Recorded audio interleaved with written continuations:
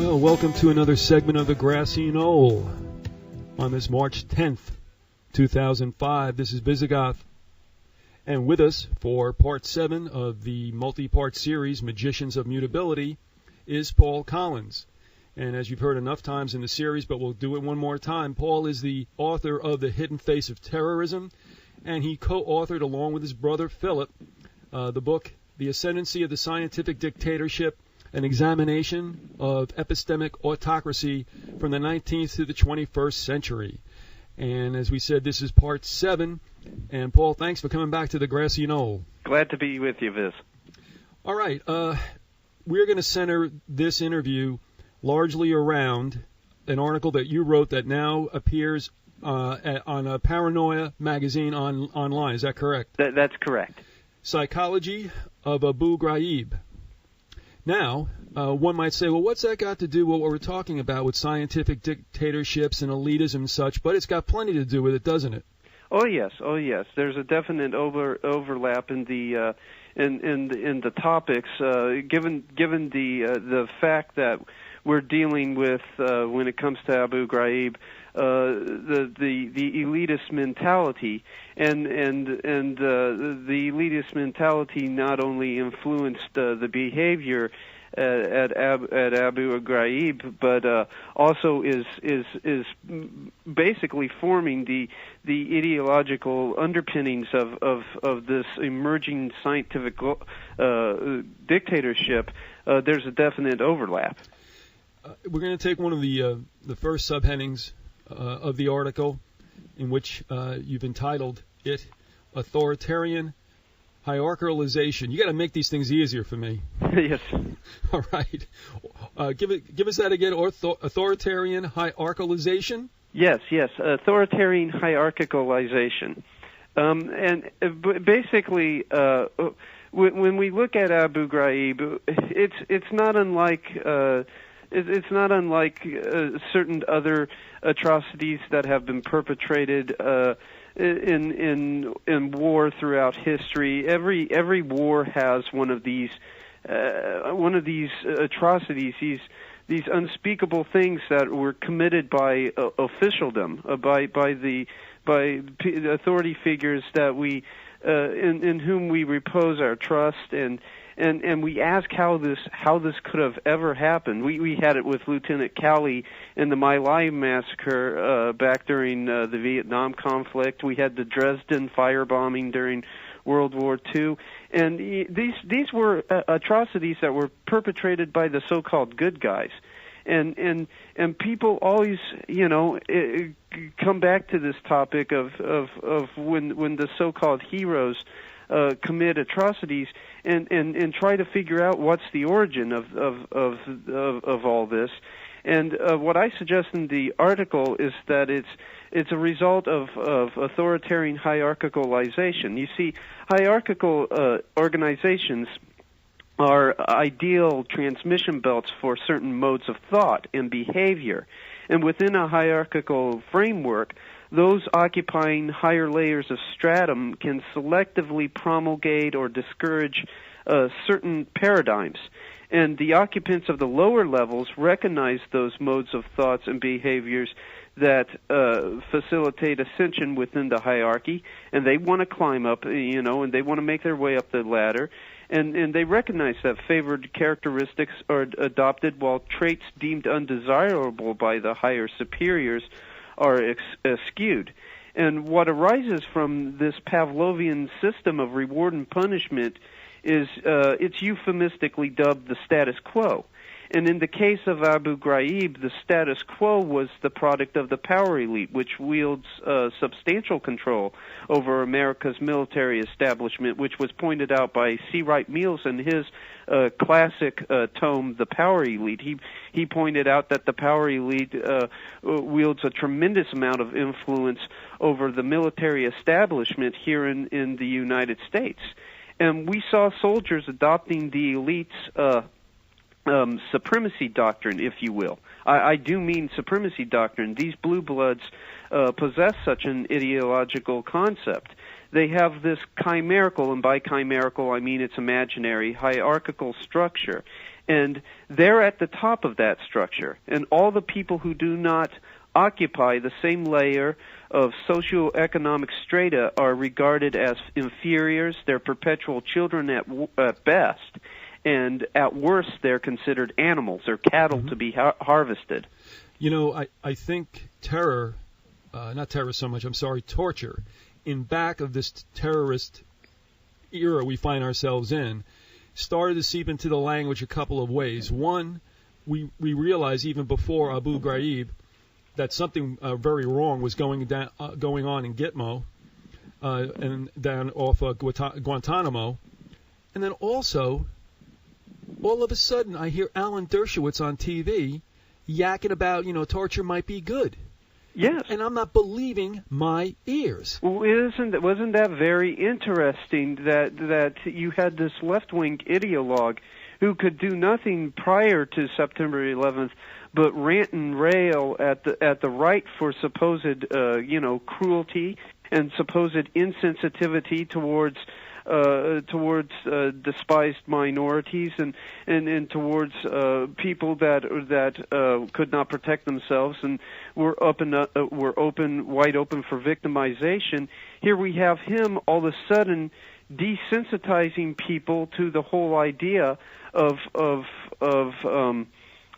torture as a way of gaining information, and all of a sudden treating it as a necessary evil.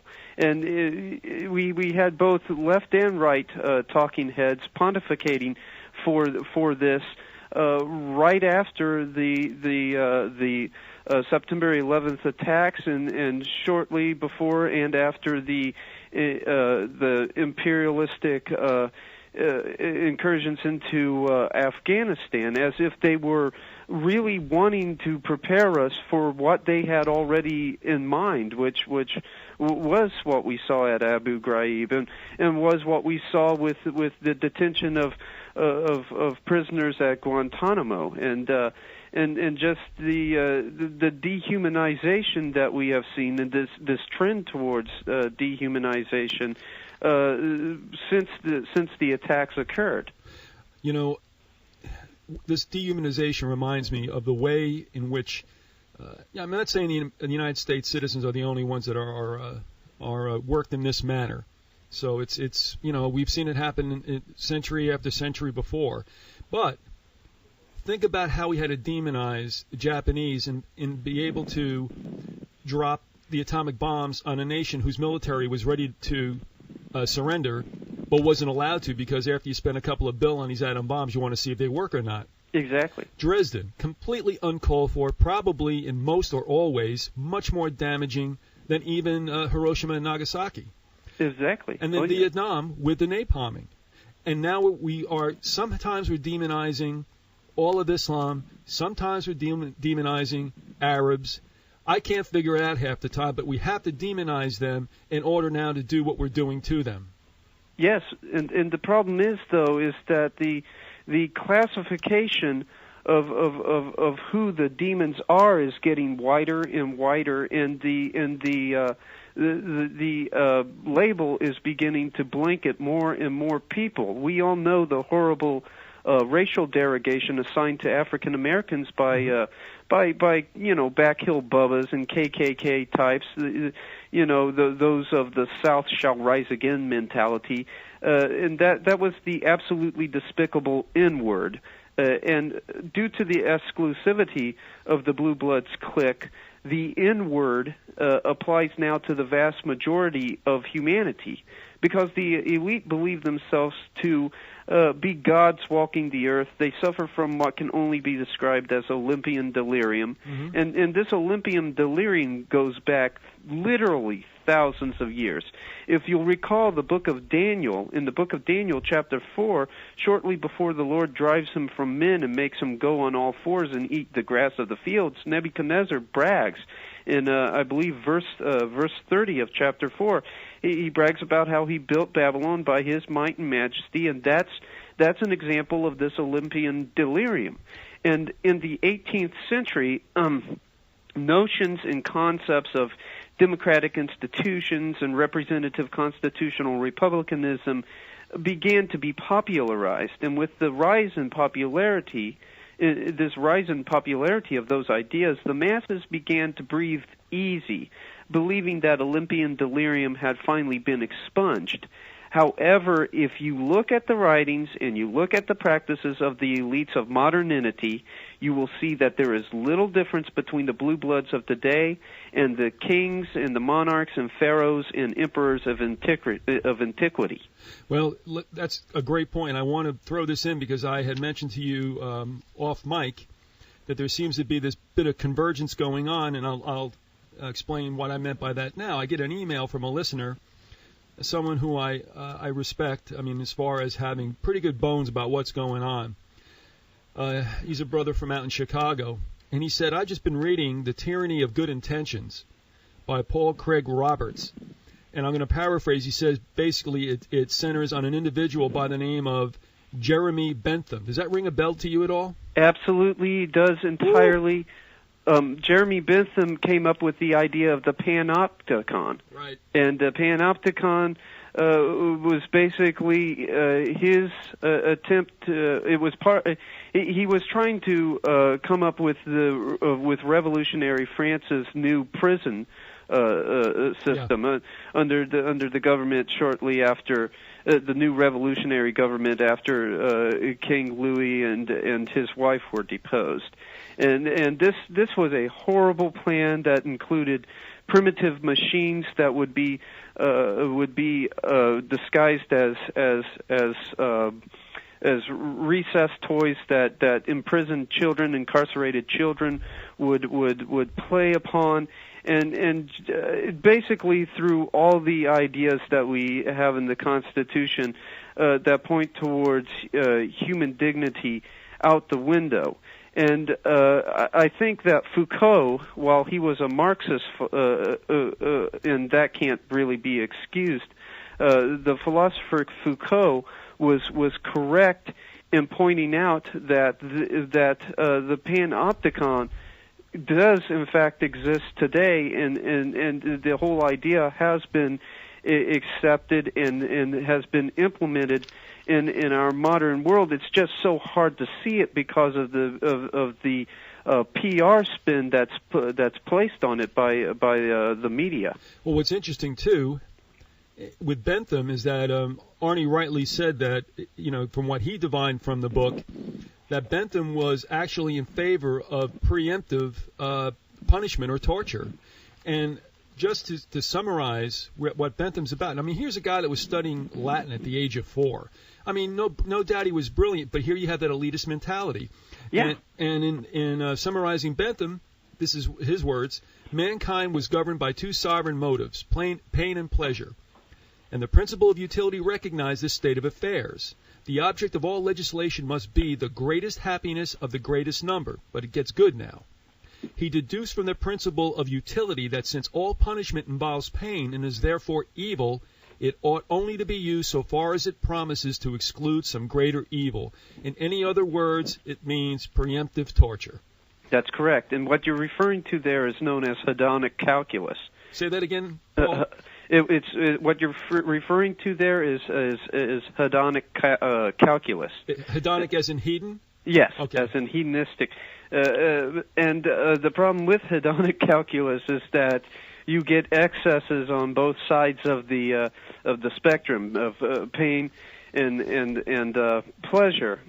The interesting thing to note about Bentham is the role that he and the Earl of Shelburne had played in fomenting the French Revolution, and you see this idea of his of hedonic calculus being implemented in France, and the blood running from the guillotines eventually going nonstop. Interesting also that the guillotine is being brought back in, well, not brought back into United States punishment, but being introduced into American punishment. And I think the state of Georgia was on the cutting edge as far as making it one of the elements or vehicles of execution. But another thing, you know, I think of when you talk about this hierarchy also of these characters, these authoritarianism. Boy, I'm having a day. Yeah, the smart guys. Yeah.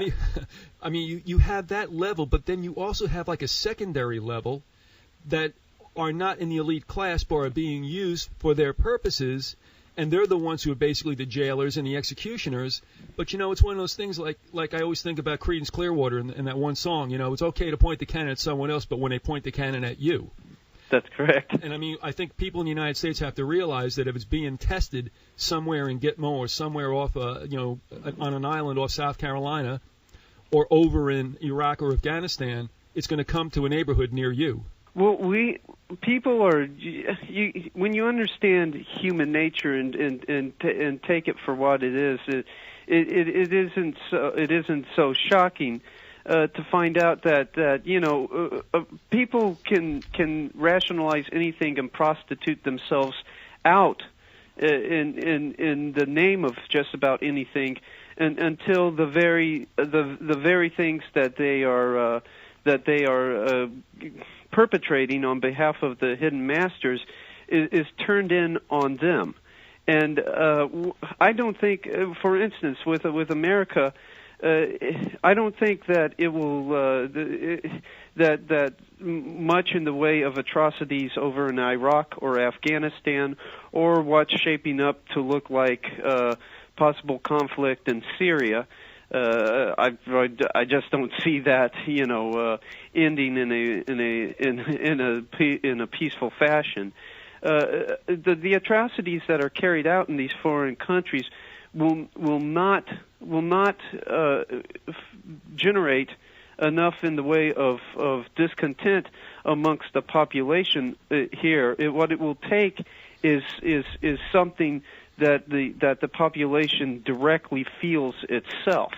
For instance, with the draft, if there were to be a draft, and it's looking like it's heading in that direction, the recruitment numbers are down to dismal levels because of increased casualties overseas. Then people will say, "Now hold on, wait a minute," and we'll begin to oppose this authoritarian mentality. But you can show them all the pictures of Iraqi children killed or mutilated, or Afghani people maimed or hurt, and it won't really faze them. It's when it actually comes home to them that it actually starts to impress them in any way. All right, this is digression, but I want to throw this out because you mentioned it, and I think people should be aware of it as well as you, Paul, and Philip. And maybe you do, but yes, all of a sudden now appearing across the crawlers at the bottom of our screens and our morning news, which to me is one of the greatest subliminals there is, we're hearing about, yes, these drop-off numbers and recruitments, the Marines can't meet their quota, blah, blah, blah. Then all of a sudden, on the website, CFR.org, the wonderful home of the Council on Foreign Relations, one Max Booth has written a white paper stating that maybe it's time. Now, are you familiar with this at all? Pardon? Paul, are you familiar where I'm going with this? I believe so. Max Booth, the arch neoconservative, so I'm pretty much getting an idea of what blueprint you're from. Now, on this March 10th, it's still on the homepage, but you can always archive this and you hear this later on. But Booth has written a paper saying maybe we should start to offer citizenship to illegal aliens, legal aliens, and basically anybody in the face of the earth that wants U.S. citizenship if they'll go into the military. And I'm saying to myself, so we're whoring out our U.S. citizenship for anybody that'll fight for the empire. Is that really what we want? So I'm wondering right now, Paul, if what we're seeing, again, is one of these psychological ops on people in the United States that, well, if you don't want to draft, this is what we might do. But you know what? When you go ahead and mongrelize your culture, with every culture, language, you cease to be what you are, and like every other empire that's been on the wheel, as Robinson Jefferson would say, is bound to fall. Well, the problem is that a lot of these immigrants come here because they have such a dismal political and social and economic infrastructure in their own countries, and I can feel for them. I honestly do. But when they come and they don't get assimilated, and by assimilation I don't mean anything sinister. I just mean learning the language, learning the culture, and and doing as the Romans do, so to speak. They become radicalized by a number of left of center groups, and are indoctrinated into these mythical ideas of an oppressive white oppressive culture here in the United States, and into all these racialist ideas of some kind of fascistic heroic racial past that they possessed, and they begin to start all sorts of trouble, and instead of sending them back to their point of origin, we would to just allow them into the military would be the highest level of folly. Well, this is being kicked around out there. We'll see where it goes. Maybe one of these lesser of two evils that they'll present to the American public, and that is universal military draft, or anybody, open season on U.S. citizenship. We'll see what happens. And I believe that with the draft, if the draft should occur, that's when you will finally see the American spirit of activism that's been dormant for years now awaken. Because if you'll recall back during the Vietnam era, that's what it took, was the draft to get people out in the streets. I remember when I was back in high school around 92 or 93, Dan Quayle had come forward and had said, well, there was no real opposition to the war. We were going out and with patriotic fervor, we were signing up, we were going to the recruitment offices before the draft letters even hit us. And when you're a high school student, when you're a teenager, and all that you can think about is girls, fast cars, and rock and roll, it doesn't. That you take him take what he says at face value, and you accept what the authority figure says. Later on, when I began to befriend people that were from that era, that were from the Vietnam era, on both sides of the fence, individuals that were veterans of the war and individuals who had stayed here that formed a kind of a grassroots opposition to the war, I began to learn from these individuals what it was really like, and it was nothing like what Dan Quayle had described at all. There were fights at the dinner room table over this issue that spilled out onto the front yard, and that's what I believe, is that once there is a draft, and once the regular middle class American that drives the SUV is part of the soccer mom cult, finds out that they're going to have to send their son over to a place where the survival level is slim to none, then you'll start to see an awakening in the American people and in the American consciousness. An aside, if I could, about a draft rousing the sleeping people in this country, I'm not so sure, and the reason why I'm a bit pessimistic, and let me give you this anecdote. I certainly was. I was right in the middle of the whole Vietnam era. I went to college in '69, mm-hmm. and in the spring of '70, I was playing baseball for Fairleigh Dickinson University up in metropolitan New York. And I was a jock, and I was a redneck with regard to America's right, blah blah blah. We're defending freedom over in Vietnam now. But as that baseball season went on, and as it waxed closer and closer to that famous May 5th. I was watching from the ball field more and more student protests, more and more gatherings outside student unions, and it got to the point at NYU, and I was playing, I was in left field, watching the student union at NYU, and what started off as like a couple of guys yelling and waving their fists turned into a tremendous outpouring of students.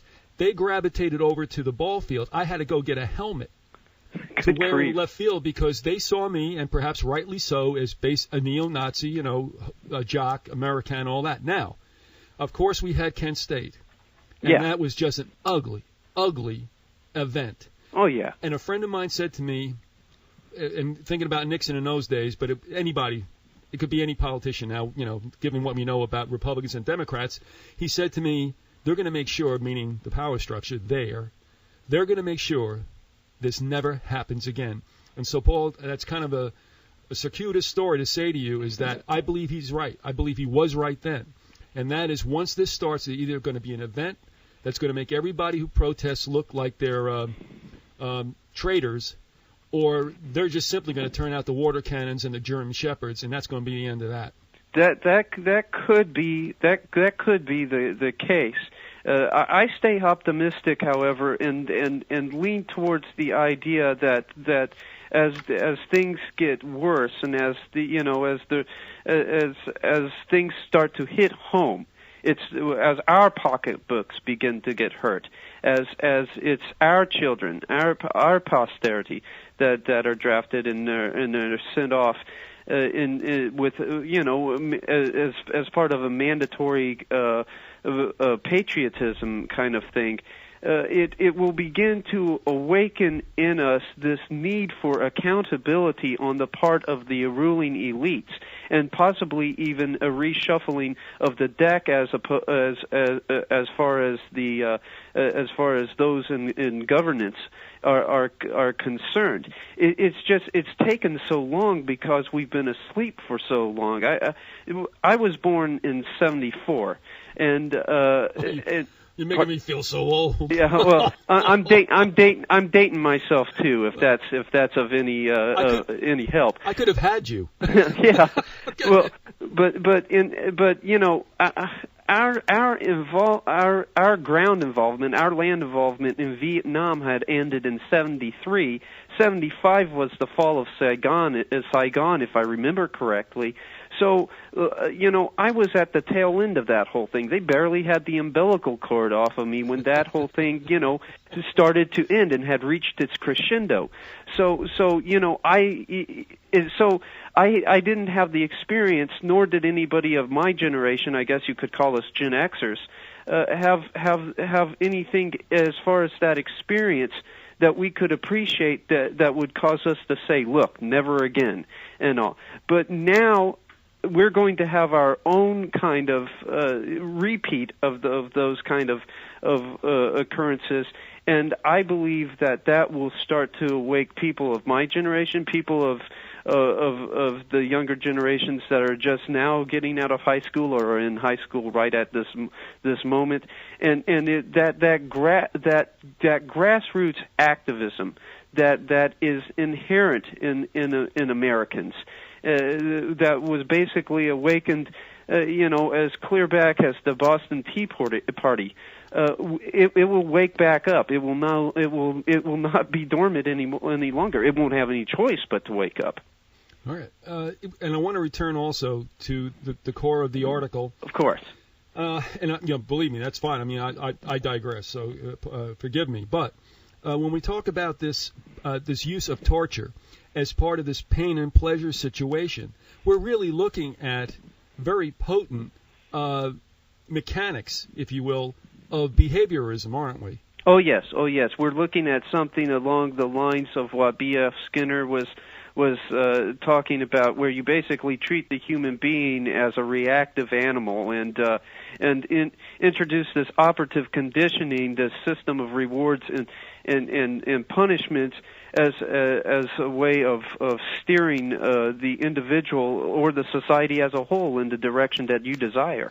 And also, when you take in consideration Huxley's vision of the future and the scientific dictatorship, and also like a caste system of alpha, betas, and such, you're looking also at someone like Dewey, right out of the same school as Skinner and Bloom also a major figure in education today, and has been for a while, actually looking at students not so much as human beings, but as like widgets or whatever, to be just trained.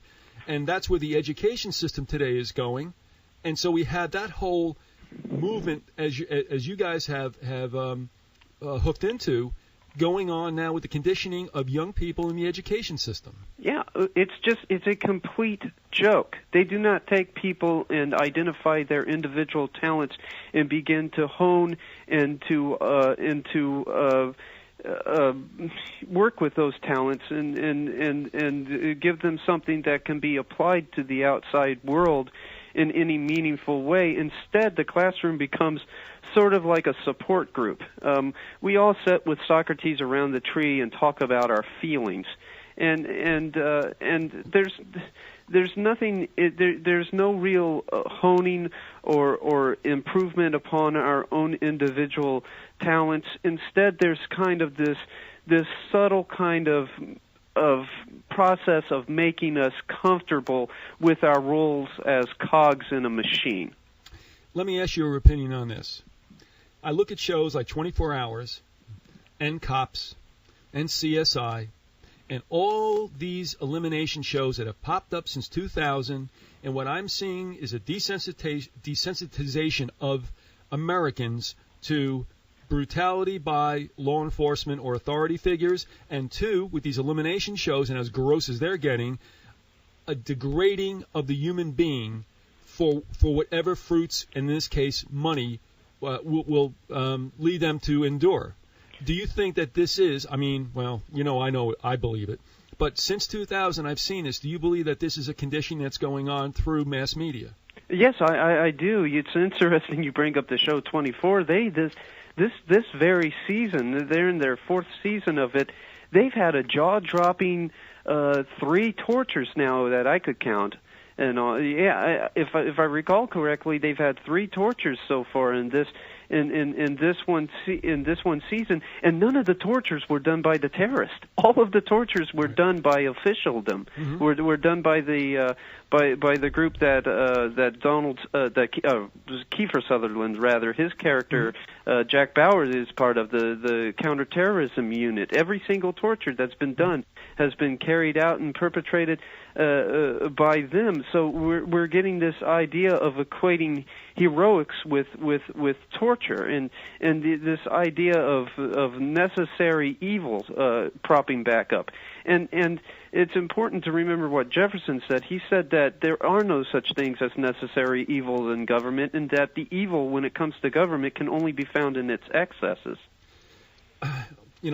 Well, let me first say that we're up just a little bit past the halfway point in the program. This is the Grassy Knoll on Dade City Micro Radio. We have with us Paul Collins. This is part 7 of the series we've entitled Magicians of Mutability. And what I wanted to say was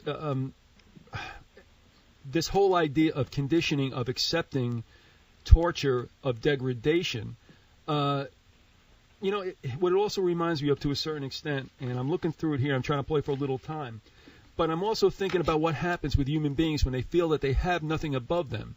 And that is, I think back to Conrad's Heart of Darkness, that, if man has nothing to worry about, as these elites do, if they have no higher power, as they see it, then what could they possibly do except tend to be corrupt? That's correct. That's correct. Basically, with my standpoint with Christianity and with as far and being a Christian, I think that I can say this with no real protestation. There's something rising against me. Christianity is a pathway to empowerment. It's a pathway to becoming more into achieving and to being successful. It should be noted that Jesus said that mustard-sized faith, would cause mountains to move and whatnot. So we know that it's a pathway to empowerment. The ruling class religion, it's a pathway to empowerment too, but it is a much more sinister pathway because the Christian path, the traditional paths altogether, I would say, Judaism, the moderate versions of Islam, even some of Buddhism before it went off in a crazy trajectory, holds that with power there comes accountability, there comes obedience to a higher authority. The ruling class religion, the elite's belief system, philosophy holds that there is only power and empowerment of the individual, and that with that empowerment there comes no accountability, and the only one you're accountable to is yourself. It goes back to Protagoras and his statement that man is the measure of all things. So when you have this drive for power with no consideration for any kind of set in stone objective moral laws, you're on the slippery slope to abuse. It's inevitable, and you might as well take it as a given that atrocities such as Abu Ghraib are an inevitability. You talk about Afghanistan as an example of the practice of the elite supremacy doctrine. Do you want to expand on that for us? Sure. In his book, The Grand Chessboard, Brzezinski lays out a strategy that will lead to the rise of an American empire, which is really just a stepping stone to world government. You discover that in Brzezinski's other works, Between Two Ages, that world government is the goal. He says that at the very tail end of that book. But in The Grand Chessboard, the methods he discusses using show a great deal of disgust for those the empire intends to domesticate and make subjects of. And he writes in that book, quote, to put in terminology that harkens back to the more brutal age of ancient empires, the grand imperatives of imperial geostrategy are to prevent collusion and maintain security dependence among the vassals, to keep tributaries pliant and protected, and to keep the barbarians from coming together. So we saw this prescription being put into practice in Afghanistan, where 160,000 people were driven into refugee camps by bombings. And the shock and trauma that this induced resulted in a psychologically tractable and pliant, housebroken Afghan population. And Mullah Omar's plan to make opium production illegal was overturned by the American invasion so that the opium could be sold abroad to keep the vassals like you and I in countries outside of Afghanistan docile. And the Afghan vassals, meanwhile, were punished for a reduction of 91% in the opium production, and the Northern Alliance was installed to ensure that production was brought back up to the levels prior to Mullah Omar's ban. And it's interesting to note that CNN has recently came out with a report detailing the 2005 International Narcotics Control Strategy report, which is a presidential report. And they said, and the CNN reported that this report had stated that Afghanistan is now on the verge of becoming a narcotics state. And so, but that's all right in the eyes of the elite because the vassals are expendable, and the vassals there can slave away with the opium crop, while meanwhile the vassals here can get hooked on the drugs and become docile. Because we're expendable because in the end what it does is it sustains their very precarious economic infrastructure. But we also see the practice of that elite supremacy doctrine prior to September 11th, and I think it would be important to look into a more dated example as well, if you don't mind, Viz. No problem. I would also say that probably we're not going to get through all the ground that we wanted to cover in one show. And so I cleverly get you to come back again. Yes, yes. But this is something I think you and Philip will appreciate with regard to semiotics. Okay. Check this out. When we bombed Afghanistan, do you remember what date it was? Oh, boy. I not offhand, no. All right. It was October 7th, 2001. And if you remember some of the terminology used by Shrub, was he called it a crusade, remember? Yes, exactly. Now, listeners to the show may have remembered a couple of years ago we did this, but I want to offer this to you, that when the Ottoman Navy was crushed by, interestingly, an amalgam of the navies of Spain, the Venetian state, and the Papal states, they went ahead and they accomplished that in the Battle of Lepanto on October 7th, 1571, 430 years later to the day. Now, maybe that's just a coincidence. It could be, but I mean, like, but I mean, like, elites choose certain specific dates to commemorate other dates. Right. It should be noted that in 1905 there was this abortive attempt in Russia to start the revolution over there, and it was began on May 1st of 1905, and May 1st is the establishing date of the Order of Illuminists in Bavaria, going back to 1776. Adam Weishaupt, yep. Exactly.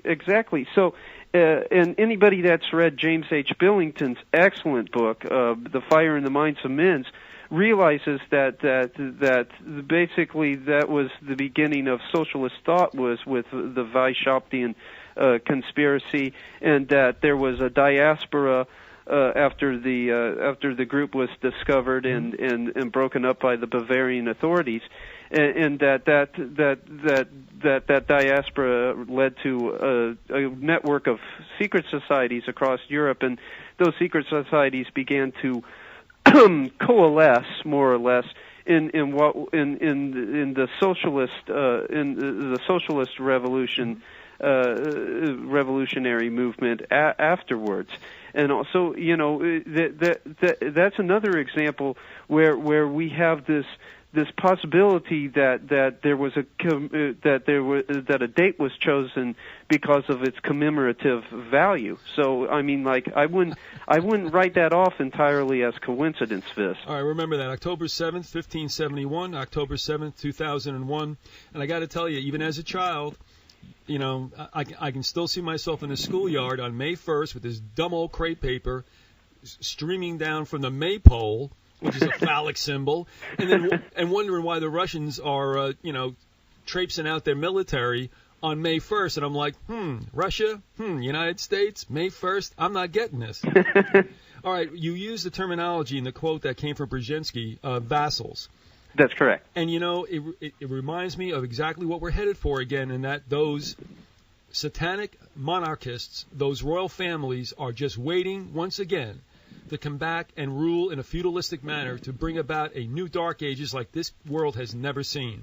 Well, those republics that were formed over there supposedly at the end of the Cold War were merely transitory in nature anyways. You can see that with the Commonwealth of Independent States. They remained economically and politically dependent upon Russia, and basically were Russia's way of gaining a majority say in the emerging EU over there, and then we see that oh boy, I can't remember offhand, the family that's the Habsburgs. Okay. The Habsburgs still carrying a large bit of weight when it comes to the political and social landscape of Europe. I'm going to break away a bit before we cover McNamara and go any further into the 20th century, because I couldn't let this go. It comes from a book by an author you very much revere for obvious reasons, Jim Keith, and I guess it's the book Secret and Suppressed, Banned Ideas and Hidden History. And this paragraph, if I could read it, that you have in the article, it states, it purports to be a secret history of Western civilization gleaned from secret documents in the Vatican Library by a member of the Franciscan order.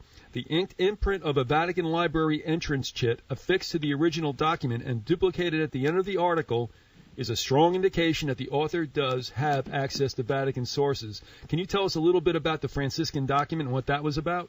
Yes, the Franciscan document was an alternative view of history written supposedly by a monk, and this history was gleaned from the Vatican's own extensive library. It should be noted that when you look at the Roman Catholic institution, you're not just looking at a church. You're looking at what was at one time one of the most powerful political institutions on the face of the planet, and had then and still has today a very extensive intelligence apparatus. So extensive, as a matter of fact, that it was used by the Allies against the Nazis during the Second World War, and Keith was convinced that there was probably some legitimacy to the claims that this Franciscan was making in this document.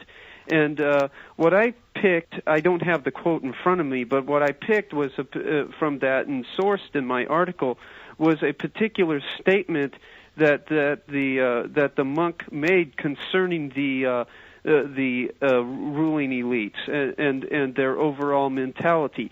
He pointed out that they were seriously psychologically disturbed. They suffered from a huge heaping helping of superstition, and this probably came from the fact that they isolated themselves from the other from the middle and lower classes of the world, and so they had basically numbed themselves to reality and dulled the human experience to such a degree that they could not relate with the common man.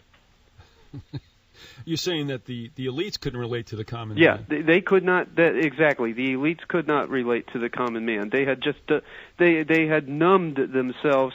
It should be noted that you don't see a Rockefeller or you don't see a DuPont or somebody within one of those families in the mall or in the grocery store when it comes time to buy something. They have their own. They have servants that go out and get the things that they need when they want a night out on the town, so to speak. They have country clubs and different social organizations where they hobnob with one another. They're not going to they're not going to frequent the same places that you and I do, and this kind of social isolationism leads to a serious inability to relate with the common person and with the plight of the common person. But doesn't it make sense on the reverse, so to speak, that you would want to do that? Because if you're going to treat these people like chattel, if you're going to kill them, if you're going to abuse them, if you're going to experiment on them, you don't want a human connection to them. Oh, of course not. I mean, if you look at the psychology of a rapist or a pedophile, the first thing that they have to do before they do the unspeakable act that they're about to commit is totally dehumanize the target of their passions, so to speak. They just basically take all human qualities and values away from the individual that they have targeted for attack. If you don't mind, I'm going to turn this interview up a side street because of what you mentioned and because of what's going on right now very close to us in Florida. If you don't have enough background for this, by all means, Paul, it's not a big deal if you don't speak to it. I just feel led to have to table it. Okay. Right now, there is a missing young lady. I believe she's 11 years old. Uh-huh. I think back to other missing children. I think back to some high-profile deaths of children like Joan Benet Ramsey. Mm-hmm. I also have read the Franklin cover-up. Have you? Oh, yes. I've read the Franklin cover-up, right. And that's coming back into the news here lately with the Jeff Gannon case and the possibility that he might be Johnny Gosch. Great point. And I hate to say this, but I think it also is part and parcel of a set of people who feel themselves so above the law, and rightly so, they can do anything they want without punition. And I think about the way it was, under Moloch, and how it is now that these elites can basically, and I think of all those milk carton children, if you understand what I mean. These people who are not, these children who are not going to be found again, and where they might have gone and to what ends they might have been used. Oh yeah. Well, you understand though that the elite subscribe to a hodgepodge of occult ideas, and that that many of these occult ideas, these occult traditions, hold that the victimization and ultimate murder of individuals leads to you absorbing their life energies. Exactly. And so you can't dismiss out of hand the idea that these children might have been targeted for ritual abuse and ritual murder, and that leads us, by the way, back into the Abu Ghraib trajectory, because there is a possibility that I want the audience to consider that this might not just be a couple of grunts just getting off, so to speak, and that there might have been method to this madness, and that this might have not just been your regular abuse, but might have been satanic ritual abuse. If you look at the pictures of naked people stacked into a pyramid configuration, or the use of leashes and different devices of control, and this process of dehumanization that was employed, it is very much possible that we were seeing ritual abuse at Abu Ghraib, and people would say, well, now why would there be ritual abuse when we have no proof of a satanic tradition or running throughout the military? Well, we do. We had Dr. Michael Aquino, who was a colonel in the U.S. Army Intelligence, and he was a leader of the Temple of Set, which was an offshoot of the Church of Satan. And his church had been investigated by authorities both within the civilian sphere and in the military sphere on charges of molestation. And many of these children had sexually transmitted diseases in the throat and in other areas, and which begs the question: how did they get these diseases if nothing was going on? Because you're telling me that single-digit age children from daycare centers are sexually active, which is just is ludicrous, and the allegations were looked into by one really gutsy reporter for the San Jose Mercury named Linda Goldston, and you can still get her article online if you just type her name into a search engine. You'll find the article that she wrote for the San Jose Mercury entitled "Army of the Night," and she found evidence of occult practices, of ritual chambers in concrete bunkers and whatnot. Now, the military ended up dismissing most of this, but it's interesting. They quietly drummed Aquino out of the military. But it's interesting to note that the Temple of Set stayed intact and stayed in the military. So we might have had that satanic tradition that ran through the military, starting with Aquino, that Aquino tradition running straight to Abu Ghraib, and that's something that people have to consider. So when we're talking about this kind of behavior in the military, you think it might be systemic? Yes, I think it might be, and I think that it probably leads back to Aquino and the tradition that he had started. That he was the transmission belt for the satanic tradition into the military. He was an associate of Anton LaVey's, and he had grown disgruntled and upset with LaVey and had broke with LaVey because he felt that LaVey was just pulling vaudeville antics and was not taking his Satanism serious enough. And so he came up with a much more hardcore, virulent form of Satanism, and the practitioners in the Temple of Set weren't just Hollywood socialites like they were with LaVey. We're talking about individuals within the military holding some rank and holding authority. I had on Sunday, and I've not released it yet, and I really want you and Philip to listen to this when the time comes, an interview with a physician out of Canada, Dr. William Deagle, who's also a Christian, and who had worked out at the Colorado Center for Occupational Medicine, and some of the things he had to say. We have something else going on in our military, and he was referring to what's called a Rambo chip. He said and this is him stating this to Pastor Butch Paw, who has on a show called Call to Decision on Genesis Communication Network. Deagle says, and this is a transcript, they can now and are being implanted into some of our special forces to give it a surge of adrenaline and kill the reflex. He said it's all mind control. They haven't deprogrammed them, and also they still have these chips in them because they're not chips for tracking just on the battlefield, because there are at least 3 tracking chips in the shoulder, abdomen, and pelvis. So they can tell if they're laying down or if they're where they are on the battlefield. But there are also chips that are being implanted in special groups to actually control their mind. Have you come across anything like this in your research? What I'll say to that, I haven't followed the chip angle that much. I know that there are implants, and I know that there's been work in that trajectory with nanotechnology and whatnot.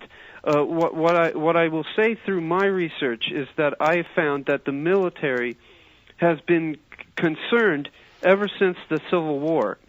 During the Civil War, soldiers were upset and had reservations about firing on who they knew were other Americans, and so there was some trepidation, and there were reservations on the part of Americans when it came to the idea of killing other Americans, and the military has made it a point to look into breaking down that trepidation, to breaking down that obstacle, to getting people fighting one another without reservations standing in the way, and several different psychological tactics were experimented with to see if that couldn't be broken down. And they now have these different virtual reality training systems and whatnot within the military that basically get people to fire on with little regard for who it is that they're firing upon, without putting critical or analytical thought into it. The critical and analytical side of the brain basically goes out the door, and soldiers become by and large reactionary. What I can say is that a chip would be the final clincher. A chip would. Right. Yeah, I mean, like, you could just forego any sort of deconditioning process, put in the chip, and you're home free. All you have to do is switch it on, so to speak. Exactly, and one of the things that I think gives what Deagle said credence also was the outbreak of violence committed against wives of soldiers when they came back, especially in Fort Bragg, North Carolina. That might be one of the reasons for it. It could very well be. The important thing to remember also is that this is a breaking down of the anti-militarist tradition that began with George Washington when he refused a royal title. And anti-militarism is a capstone and is just a key to Americanism. Paul Collins, we're out of time. We thank you for joining us again for this part 7 of the series Magicians of Mutability. and hopefully you'll come back because I really, really want you to, and because I think we still have some more ground to cover. But I thank you very much for being generous with your time, as has Philip. Thank you, Viz. I'll do anytime you need me. Okay. That'll be shortly. Good night. Good night.